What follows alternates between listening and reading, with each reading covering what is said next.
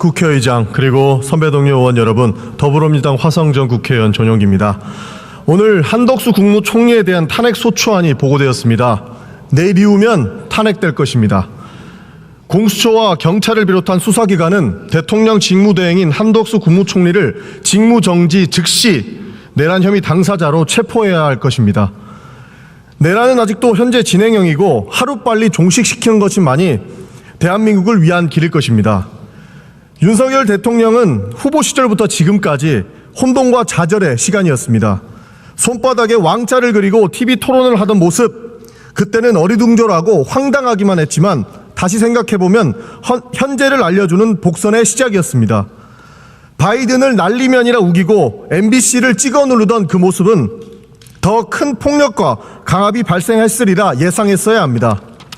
일본의 오염수 방류와 위안부 문제에 대한 대법원의 판결에도 불구하고 오로지 일본의 이익에 위해 행동하던 윤석열 정권은 사도광산 유네스코 등재에서도 결국 뒤통수만 맞고 외교 참사로 국격을 실추시켰습니다. 청와대에 안 들어가겠다. 좋습니다. 그런데 그렇게 하기 위해서 수천억 원을 썼고 온갖 의혹과 불법으로 점철된 관조공사가 있었으며 미국으로부터 실수근으로 도청을 당하면서도 그런 일 없다로 강변했지만 그 거짓말이 만천하에 드러났습니다. 고속도로를 장모 소유 토지와 소재한 곳으로 틀어서 온갖 분란을 일으키고 배우자인 김건희가 대통령 전용기로 지인을 태우고 해외여행을 돌아다녀도, 그리고 300만 원짜리 명품백을 받아도 윤석열은 김건희가 박절하지 못해서라고 얼토당토하는 변명을 늘어놓기 바빴습니다. 명품백을 조그마한 파우치라 옹호해준 KBS 앵커를 과감히 사장으로 임명하는 조폭형 의리도 친히 시전하였습니다.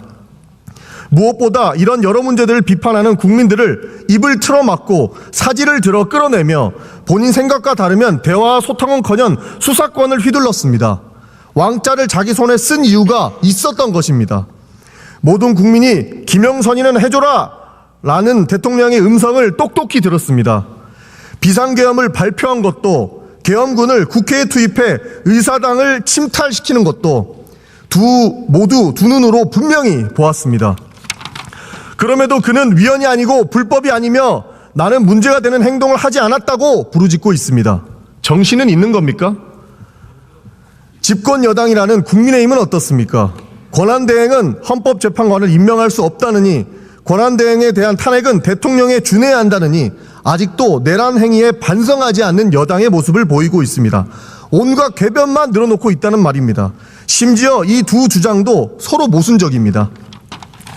권한대행에 대한 탄핵이 대통령에 준할 만큼 권한대행을 인정한다면 왜 권한대행이 헌법재판관을 임명할 수 없습니까? 이미 거부권까지 행사하며 대통령의 권한을 적극적으로 행사한 총리가 헌법재판관을 임명할 수 없다는 논리가 도대체 어떻게 가능합니까? 자식들 보기가 부끄럽지 않습니까? 오로지 조직적 이익만을 앞세우니 앞뒤가 맞지도 않는 주장을 하고 있는 것입니다. 내란 동조 세력이라는 평가를 받아도 할 말이 없을 지경입니다.